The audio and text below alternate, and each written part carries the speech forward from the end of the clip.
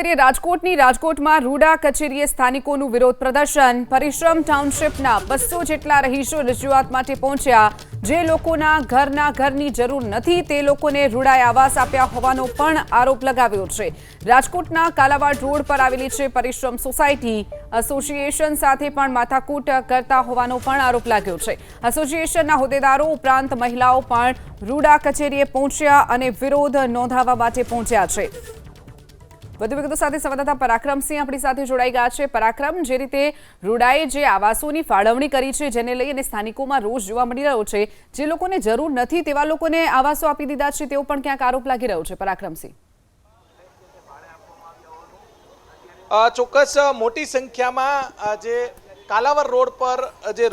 પરિશ્રમ સોસાયટી આવેલી છે ને જે રૂડા દ્વારા બનાવવામાં આવી છે રૂડા કચેરીએ મોટી સંખ્યામાં લોકો અહીંયા આવી પહોંચ્યા છે જે નિલેશભાઈ આપણી સાથે નિલેશભાઈ શું માંગ છે તમારી સાહેબ મારું નામ તો પહેલા નિલેશભાઈ મહેતા પરિશ્રમ સોસાયટીમાં 4 વર્ષથી સેવા આપું છું હવે અમારો મુખ્ય મુદ્દો અત્યારે એ છે કે જેમને ઘરની જરૂર નથી એવા લોકોને રૂડા તંત્રએ ફ્લેટ ફાળવી દીધા છે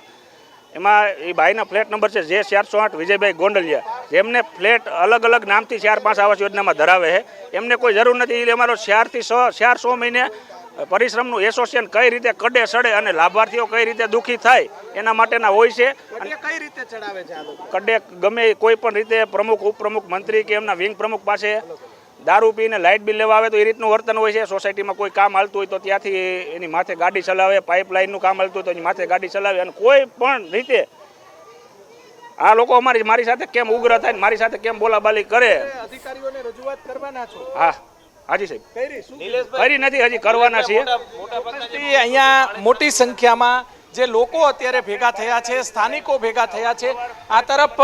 જે બહેનો પણ મોટી સંખ્યામાં અહીંયા આવી પહોંચ્યા છે બહેનો સાથે આપણે વાત કરીશું આ જે મકાનો જે ફાળવી દેવામાં આવ્યા છે તેને લઈ અને આ રીતે વિરોધ પ્રદર્શન જે છે તે કરવામાં આવી રહ્યું છે સ્થાનિક બહેનો છે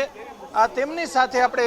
વાત કરવાનો જે પ્રયાસ અમને મુશ્કેલી બસ એ એક જે વિંગમાં રહીએ છે વિજયભાઈ ગોંડલિયા એની મુશ્કેલી પડી રહી છે છેલ્લા 3 મહિનાથી આની પહેલા પણ કેસ કર્યો હતો અને પાછો પણ એ જ ઇસ્યુ આવીને ઊભો રહ્યો છે એટલે અમારી માંગ એક જ છે કે એવા માણસોને મકાન ફ્લેટ રદ કરાવો સરકારને કહી કારણ કે જે એક વાહે જો આ બધાનું તંત્ર વિખાતું હોય તો એ બધું ખોટું છે એમ કારણ કે આજે આટલા ઉપસ્થિત થયા છે જેટલા લેડીઝ જેન્ટ્સ બધા કામ ધંધો ખોટી કરીને અત્યારે હાજરી આપી છે શું કામે કારણ કે અમારું જો સોસાયટીનું તંત્ર ખોરવાઈ રહેશે તો અમારે પોતાને રહેવા જેવું જ કંઈ નહીં રહે એટલે જે પ્રમુખને અવારનવાર ખોટી રીતે હેરાન કરે છે આખું એસોસિએશન બગાડવાનું કરે છે એવા ફ્લેટ ધારકોને ફ્લેટ રદ કરાવો ચોક્કસથી બહેનો છે તેમના દ્વારા આ રીતે વિરોધ પ્રદર્શન કરવામાં આવી રહ્યું છે મોટી સંખ્યામાં અહીંયા જે બહેનો ભેગા થયા છે કરી કોને કહી અમે અને એમને 4-5 વર્ષ અમને ફ્લેટ હોઈપા બીજા નંબરમાં આજે અમે 4 વર્ષ થયા ત્યાં અમારા મકાનની લાદી બધી ઉખડવા માંડી પાર્કિંગમાં પોપડા બેન શું કહેવા માંગશો શું માંગ છે તમારી મારું નામ ઉપાસનાબા ઝાલા છે અને અમારી પાસે એક જ મત છે કે અમારે જે વિજયભાઈ ગોંડલિયાનું જે મકાન છે એનું મકાન રદ થાય બસ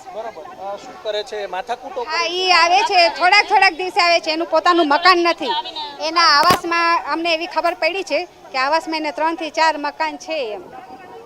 છતાંય અહીંયા કણે આવે છે અને અત્યારે એવી ખબર પડી છે કે એનું પોતાનું મકાન નથી એના શાળાના મકાનમાં રહે છે અને આવી જ રીતના થોડા કેટલા મકાનો છે પોતાનું મકાન ન હોય ને બીજા રહેતા હોય ભાડે રહેતા હોય ઘણા એના 30% મકાન એવા છે કે ભાડે રહે છે એટલે અમારી એ પ્રોબ્લેમ છે કે ભાડે રહેતા હોય તો રૂડાવાળા કેમ ધ્યાન નથી દેતા થોડાક દિવસે ચેકિંગ પહેલા આવતી હતી હવે એવું કંઈ આવતું નથી અને અમે કરીને વયા જાય છે ભાડેથી રહેતા હોય ને એ તાળા મારીને નીચે વયા જાય છે ખબર ન પડે કે ભાડે રહે ખાલી કરાવો અમારી એ છે અને આવી રીતના ખોટી રીતના આવી રીતના અમારા પ્રમુખનું તંત્ર તમે જોઈ રહ્યા છો કે પ્રમુખની સાથે કેટલું માણા ઊભું છે મોટી સંખ્યામાં જે લોકો ભેગા થયા છે અને આ રીતે જે રૂડાના અધિકારીઓ છે તેમના દ્વારા તપાસ કરવી જોઈએ ભાડાના મકાનો જે આપવામાં આવે છે જેમને જરૂરિયાત નથી એવા લોકોના મકાનો રદ કરવા જોઈએ તેવા સ્થાનિક જે પરિશ્રમ સોસાયટી આવેલી છે ત્યાંના લોકોની માંગ છે